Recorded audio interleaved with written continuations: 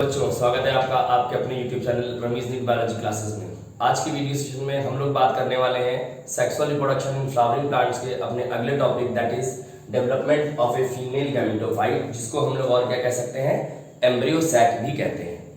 तो इससे पहले हम लोग ने क्या क्या कवर कर लिया है, यहाँ पर हम लोग ने स्ट्रक्चर कवर किया है एंड्रोशियम का, यानी हम लोग ने स्टैमेन को पढ़ा, हम लोग ने उसके बाद माइक्रोस्पोरोजेनेसिस को पढ़ा, डेवलपमेंट ऑफ पॉलन ग्रेन को पढ़ा और पॉलन ग्रेन के स्ट्रक्चर को पढ़ा। अभी हम लोग ने लास्ट वीडियो में मैंने आपको पढ़ाया था that is female reproductive part of a flower, जिसको हम लोग गाइनोशियम कहते हैं। उसमें हम लोग ने कार्पेट या पिस्टिल को देखा, वहां पर अलग अलग कंडीशंस देखी और उसके स्ट्रक्चर को भी देखने की कोशिश की। अब हम लोग क्या करने वाले हैं इस वीडियो में, ओव्यूल जो हम लोग ने पढ़ा था, ओव्यूल के अंदर क्या था, न्यूसिलस था। अब वो न्यूसिलस में किस तरह से फीमेल गैमेटोफाइट जो है ये बनेगा, इसको यहाँ पर देखने वाले हैं। तो चलिए अपने वीडियो को शुरू करते हैं। तो हम लोग ने अभी तक क्या देखा, हम लोग ने देखा कि एक बेसिक डायग्राम अगर मैं बनाऊं जिससे हम लोग रिवाइज भी कर लें। ये देखिए, ओवेरी से क्या लगा हुआ था, फ्यूनिकल, फ्यूनिकल से क्या लगा होता है बच्चों, ओव्यूल लगा होता है। इस ओव्यूल के अंदर न्यूसिलस पाया जाता है। ये न्यूसिलस को कौन घेरे रहता है, इंटेगुमेंट्स घेरे हुए रहते हैं। ठीक है, ये हमारा आउटर इंटेगुमेंट था, ये हमारा इनर इंटेगुमेंट था, जिसको हम लोग ने बाइटेगमिक कंडीशन भी बोला था। ठीक है, और इसके अंदर भरे हुए सेल्स को हम लोग क्या कहते थे, न्यूसिलस कहते थे। इट वाज अवर न्यूसिलस। ये एंड हमारा चेलाजल एंड था, ये एंड माइक्रोपाइलर एंड था। वो एंड जहां पर इंटेगुमेंट एब्सेंट होता है उसको माइक्रोपाइल एंड कहते हैं। अच्छा, और ये क्या था हमारा स्ट्रक्चर, ये फ्यूनिकल था। यही क्या करता था, ओवेरी से ओव्यूल को कनेक्ट करता था। ये लॉन्ग स्टॉप लाइक था, और जो पॉइंट ऑफ फ्यूजन था, यानी ये जो जंक्शन था फ्यूनिकल और ओव्यूल के बीच का, इसको हम लोग हाइलम कहते थे। इसको हम लोग क्या बोलते थे, this was known as hilum. अच्छा, अब यहां पर हमने आपको बताया था न्यूसिलस के सेल्स कैसे होते हैं, डिप्लॉइड होते हैं, और इसमें एबंडेंट फूड रिजर्व पाया जाता है, यानी कि यहाँ पर स्टोर्ड फूड पाया जाता है। तो अब हम लोग समझेंगे ये जो सेल्स थे यहाँ पर, जिनको मैंने क्या बोला था, न्यूसिलस बोला था। ये देखिए अंदर क्या भरा हुआ है, ये न्यूसिलस भरा हुआ है। तो बच्चों ये जो न्यूसिलस के सेल्स हैं, यही किसमें, यही क्या बनाएंगे अभी आगे चल करके, या इनमें से कोई एक सेल क्या बनाएगा आगे चल करके, एम्ब्रियो सैक यानी कि फीमेल गैमेटोफाइट बनाएगा। तो चलिए देखते हैं। पहले हम लोग एक चीज लिख लेते हैं कि फीमेल गैमेटोफाइट को हम लोग और क्या कहते हैं, it is also known as embryo sac. इसको हम लोग एम्ब्रियो सैक भी कहते हैं। अच्छा, अब देखिए यहां पर होता क्या है, जैसे हम लोग ने मेल रिप्रोडक्टिव पार्ट यानी कि एंथर में जब हम लोग ने सेक्शन देखा था, तो वहां पर हम लोग ने देखा था मेगास्पोरेंजियम के अंदर मौजूद सभी सेल्स क्या थे, देवर पोटेंशियल पॉलन ग्रेन।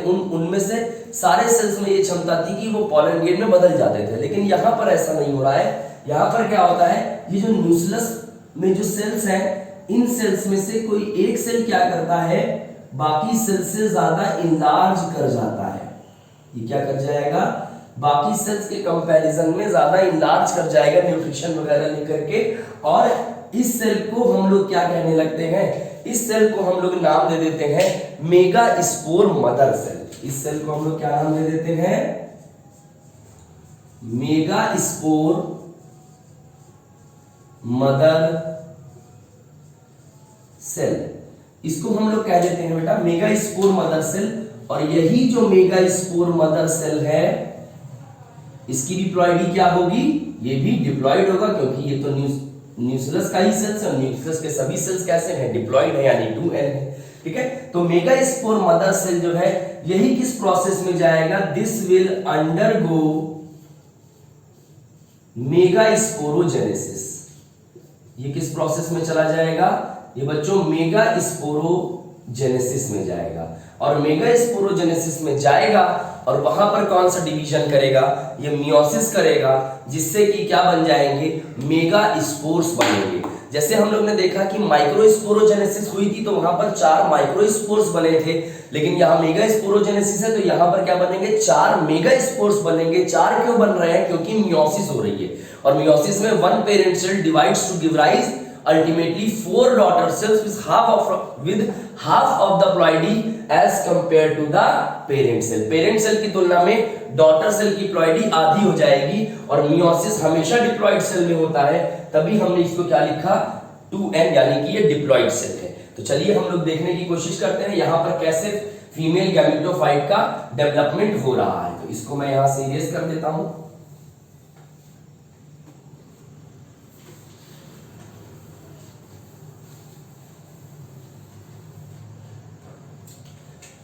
तो let us try to understand about the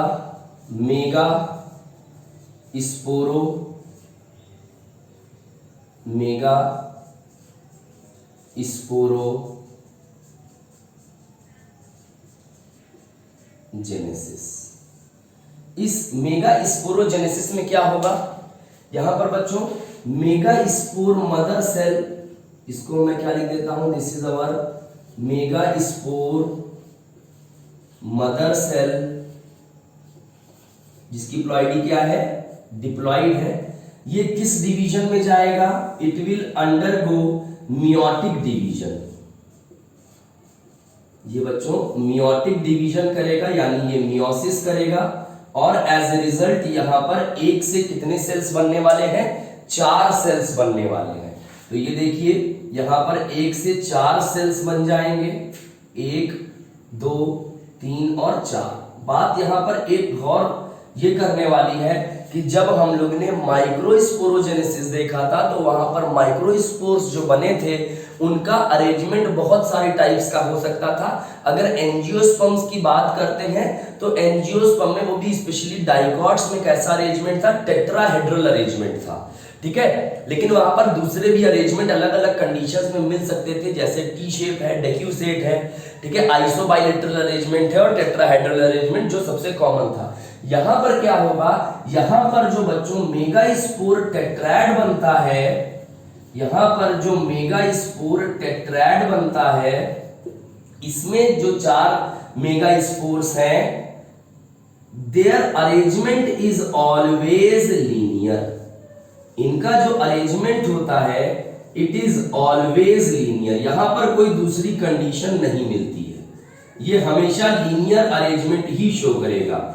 जबकि माइक्रोस्पोर टेट्राड अलग अलग तरह के अरेंजमेंट शो करता है। हालांकि एंजियोस्पर्म में मोस्ट कॉमनली अगर आपसे डायरेक्ट पूछा जाए तो आप आंसर वहां पर टेट्राहेड्रल दे दीजिए, कोई इशू नहीं होगा उसमें, ठीक है। लेकिन ऐसा नहीं कि हमेशा टेट्राहेड्रल होगा, कुछ अलग अलग पौधे जो है वो अलग अलग तरह का अरेंजमेंट भी शो कर सकते हैं।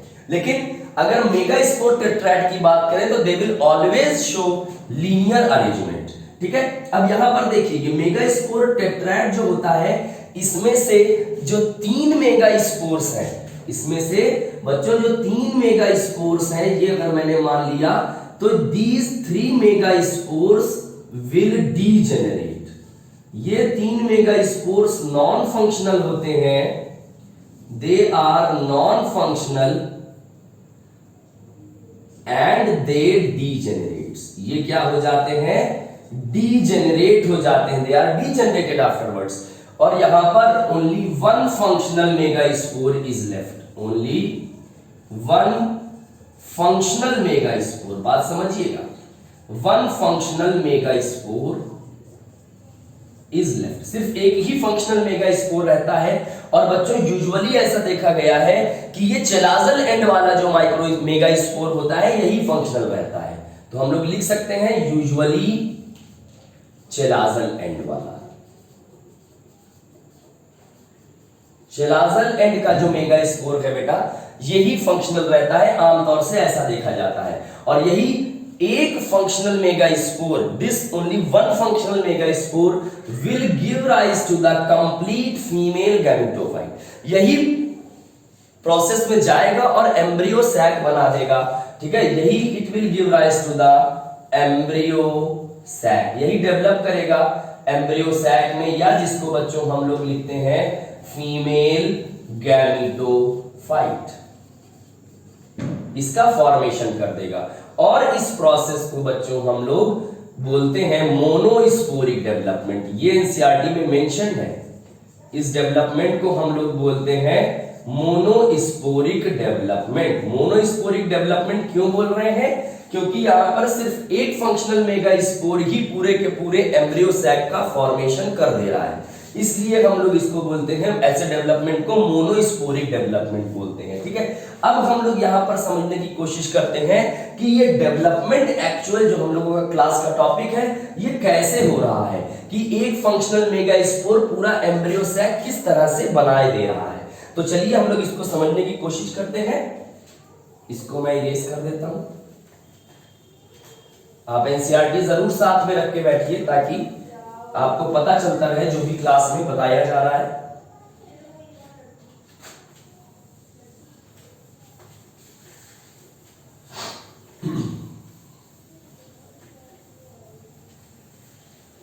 ये देखिए, चलिए अब आगे बढ़ते हैं और समझने की कोशिश करते हैं। नाउ अब हम लोग प्योरली क्या पढ़ने जा रहे हैं, development of a female gametophyte. तो ये मैं क्या बना देता हूं, फंक्शनल मेगास्पोर। ये वही फंक्शनल मेगास्पोर है जो यूजुअली चेलाजल एंड पर मिलता है। This is the functional megaspore. Haploid होगा क्योंकि मियोसिस से बना है, तो टेट्राड में सारे माइक्रोस्पोर जैसे वहां पर हैप्लॉइड थे, यहां पर मेगास्पोर, टेट्राड में भी सारे मेगास्पोर्स हैप्लॉइड होंगे। अच्छा, अब बात को समझिएगा। ये मेगास्पोर, फंक्शनल मेगास्पोर जो है, it will give rise to the female gametophyte that is the embryo sac. और यहां पर क्या होता है, this functional megaspore undergoes 3 free nuclear division. ये 3 फ्री न्यूक्लियर डिवीजन, न्यूक्लियस के डिवीजन को कैरियोकाइनेसिस कहते हैं, क्योंकि न्यूक्लियस कैरियन होता है, न्यूक्लियस को हम लोग कैरियन बोलते हैं, और काइनेसिस मतलब डिवाइड करना, टूटना। तो अब देखिए यहां पर ये फंक्शनल मेगास्पोर जो है, it undergoes 3 free nuclear divisions. ये 3 फ्री न्यूक्लियर डिवीजन्स में जाता है बच्चों। और ये तीनों फ्री न्यूक्लियर डिवीजन का मतलब क्या है, यहां पर न्यूक्लियस तो आमतौर से क्या होता है, देखिए माइटोसिस जब होती है, तो माइटोसिस जब होगी तो वहां पर पहले न्यूक्लियस डिवाइड करेगा यानी karyokinesis, that is followed by cytokinesis, जिसके बाद साइटोप्लाज्म डिवाइड करेगा। तो यहां पर खाली न्यूक्लियस डिवाइड कर रहा है, साइटोप्लाज्म डिवाइड नहीं कर रहा है अभी। तो this is called free nuclear division. ठीक है, तो ये हम लोग यहां पर देख सकते हैं। उसके बाद अब देखिए जरा, ये हमारा फंक्शनल मेगास्पोर है। अब ये 3 माइटोसिस करेगा बैक टू बैक। तो हम यहां पर पहली माइटोसिस, M1 का मतलब फर्स्ट माइटोटिक डिवीजन, मैं लिख भी देता हूं यहां पर ताकि आपको आइडिया रहे, फर्स्ट माइटोटिक डिवीजन या फर्स्ट माइटोसिस। अब इससे होगा क्या बच्चों, यहां पर एक से कितने न्यूक्लियस बन जाएंगे, 2 न्यूक्लियस बन जाएंगे। यहां पर एक से कितने न्यूक्लियस बनेंगे, 2 न्यूक्लियस। बहुत ध्यान से समझिएगा। तो this is the 2 nucleated stage. ये 2 न्यूक्लिएटेड स्टेज आ गई। अब खास बात क्या है, ये बीच में है, these nucleus, these both the nucleus या both nuclei will migrate to the opposite pole.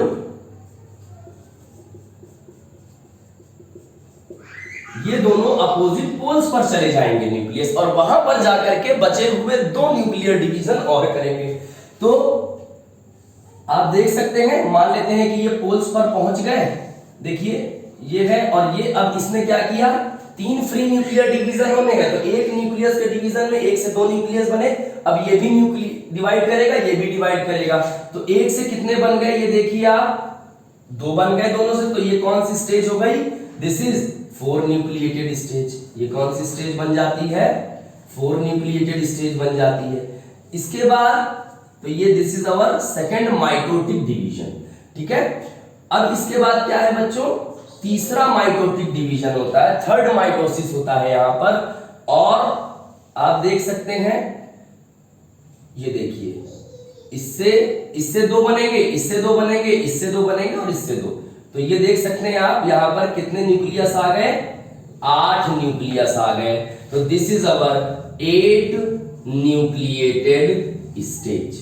ये क्या है बच्चों, 8 न्यूक्लिएटेड स्टेज हो गई।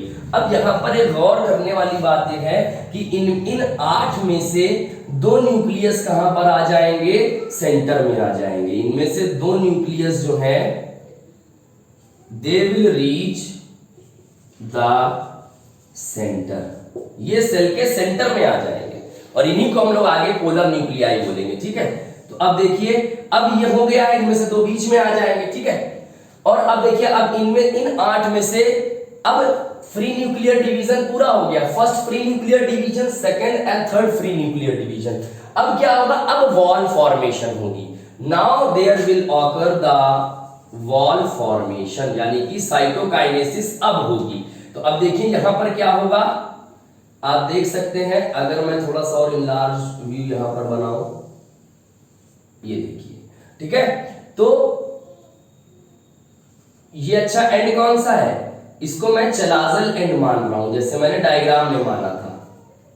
और ये माइक्रोपाइलर एंड, यानी कि ये माइक्रोपाइल था बच्चों। ठीक है, तो यहां पर 3 न्यूक्लियस, 1, 2 और 3 न्यूक्लियस नीचे थे, 1, 2 और 3, और 2 कहां पर आ गए थे, ये बीच में आ गए थे। इनको हम लोग ने पोलर न्यूक्लियाई बोल दिया था।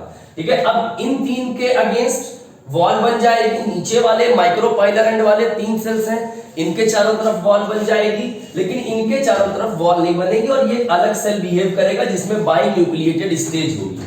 तो हम लोग देख सकते हैं यहां पर वॉल बन गई, ये देखिए आप, इनके चारों तरफ क्या बन गई, वॉल बन गई, आप देख सकते हैं। और ये हो गया। तो चलाजल एंड की तरफ बच्चों जो ये 3 सेल्स मिल रहे हैं, these are known as antipodal cells, इनको हम लोग एंटीपोडल सेल्स कह रहे हैं। ठीक है, ये कौन से हैं, दीज 2 आर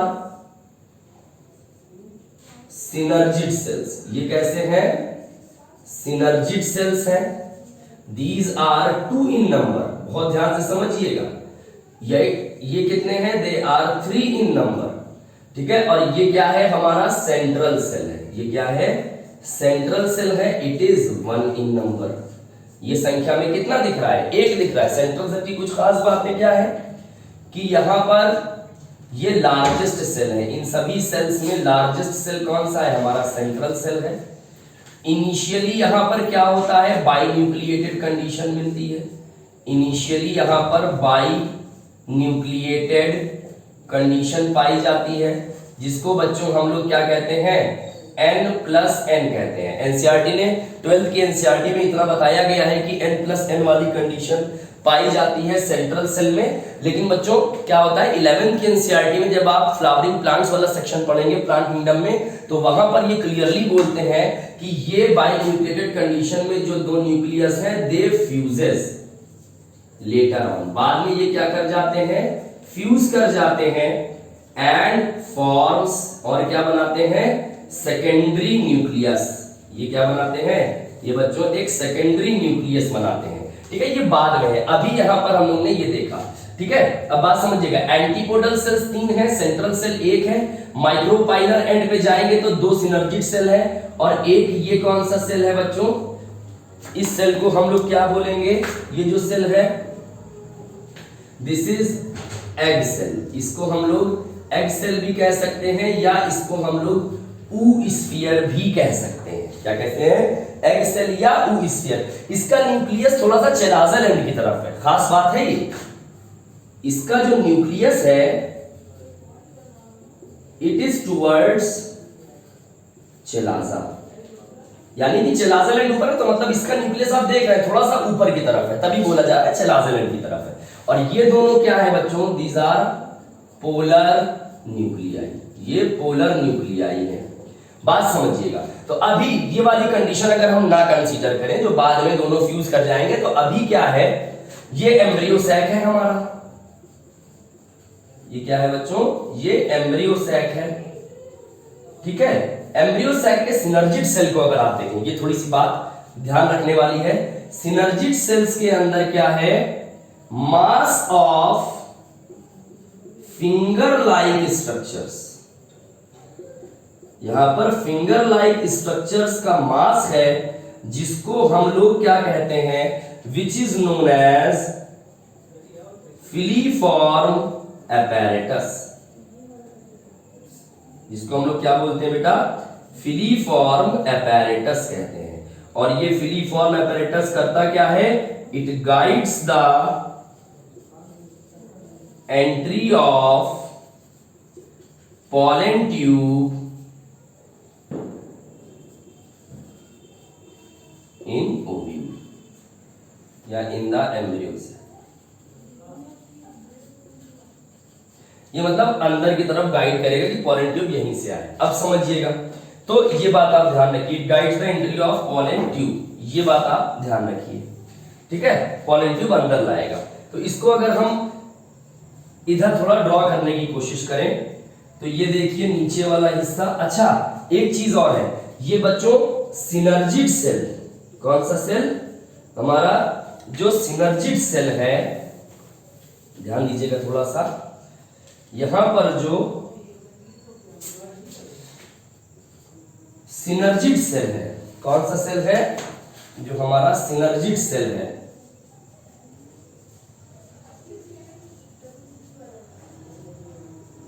दो synergid cells along with the egg cells, egg cells के साथ मिल करके ये क्या बनाता है, इट फॉर्म्स एग apparatus, ये क्या बनाता है, एग apparatus बनाता है। ये है हमारा एग apparatus। तो हम लोग देख सकते हैं यहां पर, ये देखिए, ये सिनर्जिड सेल, ये सिनर्जिड सेल, और बीच में ये एग सेल है मान लेते हैं, ठीक। तो ये एग सेल का न्यूक्लियस है, ये सिनर्जिड सेल का न्यूक्लियस है, देखिए। और यहीं पर हम ड्रॉ कर देते हैं कुछ mass of finger like structures, जिनको हम लोग कहते हैं फिलीफॉर्म apparatus। तो ये क्या हो गया हमारा, फिलीफॉर्म apparatus हो गया, ठीक है। This is our synergid cell, this is our synergid cell, this is our egg cell, or you can also call it as oosphere, and all these three are combinedly known as egg apparatus। इसको हम लोग क्या बोलते हैं बच्चों, साथ में egg apparatus कहते हैं, इनको साथ में क्या बोला जाता है, egg apparatus बोला जाता है, ठीक है। तो ये बात ध्यान रखिएगा। अच्छा, इसके बाद जब आगे बढ़ते हैं तो अगली चीज यहाँ पर जो देखनी है वो क्या है, कि अब जरा यहाँ पर ये पूरा एम्ब्रियो सैक बन चुका है, ठीक है। अब आप एम्ब्रियो सैक में क्या काउंट करिए, सेल्स की संख्या को काउंट करिए, और इसमें न्यूक्लियस की संख्या को भी काउंट करिए, ठीक। तो यहां पर कितने सेल्स हैं, 3 antipodal cells, 2 synergid cells 3 to 5, एक एक्स सेल 5 1 6 सेल्स हो गए, और एक ये सेंट्रल सेल यानी 7 सेल्स कितने हैं, 7 इन नंबर, ठीक। अब न्यूक्लियस को काउंट करिए। अभी हम ये मान के चलते हैं कि इसको नहीं कंसीडर कर रहे हैं, सेकेंडरी न्यूक्लियस नहीं बना, अभी इनिशियल स्टेज है, ये बन के तैयार हुआ है, उस कंडीशन में देख रहे हैं। तो एक न्यूक्लियस, 2 3, हर एक एंटीपोडल सेल में एक न्यूक्लियस, एक एक्स सेल में एक न्यूक्लियस, तो 3 एंटीपोडल सेल के न्यूक्लियस, एक एक्स सेल का न्यूक्लियस, 4 न्यूक्लियस, 2 सिनर्जिड सेल के न्यूक्लियस, 4 और 2 6 न्यूक्लियस यानी 6 न्यूक्लियाई, और ये सेंट्रल सेल में कितने न्यूक्लियस हैं, 2 न्यूक्लियस, तो 6 to 8। तो न्यूक्लियाई कितने हैं यहां, दे आर 8 इन नंबर। और यहां पर कौन सी कंडीशन दिखी हम लोगों को, 7 सेल्ड एंड 8 न्यूक्लिएटेड स्टेज दिखी। और ये स्पेशल फीचर है, यानी कि ये यूनिक फीचर है किसका, एंजियोस्पर्म का। It is the unique feature of angiosperms, यानी कि फ्लावरिंग प्लांट्स। फ्लावरिंग प्लांट्स का ये एक यूनिक फीचर है, ठीक है। तो ये हम लोग ने देखा। और ऐसे एम्ब्रियो सैक को जहां पर 7 सेल्ड और 8 न्यूक्लिएटेड स्टेज मिलती है, such embryo sac is known as polygonum type. जो ऐसे एम्ब्रियो सैक को हम लोग क्या बोलते हैं, पॉलीगोनम टाइप, ठीक है। तो ये इसके बारे में हो गया। अच्छा, फंक्शन अगर पूछे कि एंटीपोडल का सर फंक्शन नहीं बताया, एंटीपोडल का फंक्शन बुक में भी नहीं है, तो ये क्या करता है, ये न्यूट्रिशन को एब्जॉर्ब करता है, इट एब्जॉर्ब्स न्यूट्रिशन, या तो ये न्यूट्रिशन को एब्जॉर्ब करेगा या ये डीजनरेट हो जाएगा। डीजनरेट तो होना ही है इसको अल्टीमेटली, ठीक है। यानी कि अब ये न्यूक्लियस चारों तरफ से घिरा हुआ है ना न्यूक्लियस से। आप डायग्राम देखिए बुक में उन्होंने जो बनाया है, ठीक है। जैसे मैं यहां पर बनाऊं, ये ओव्यूल है, ओवरी से लगा हुआ है, तो ये इस तरह से बीच में ये एम्ब्रियो सैक पड़ा है, तो न्यूक्लियस तो अभी भी चारों तरफ है। तो ये सिनर्जिड सेल भी क्या कर रहा है, न्यूट्रिशन को एब्जॉर्ब कर रहा है चारों तरफ से, और हमारा एंटीपोडल सेल भी न्यूट्रिशन को एब्जॉर्ब कर रहा है न्यूक्लियस से, ठीक है। तो ये बात हो गई। जैसे ही पॉलन ट्यूब अंदर आएगा, एक सिनर्जिड सेल खत्म हो जाएगा उसी टाइम, दूसरा भी उसके बाद डीजनरेट हो जाएगा, ठीक है। तो इस तरह से बच्चों हम लोग ने क्या कवर कर लिया, development of a female gametophyte along with the megasporogenesis. आपको वीडियो कैसा लगा कमेंट बॉक्स में जरूर बताइए और अपने फ्रेंड्स के साथ इसको जरूर शेयर कीजिए। Thank you.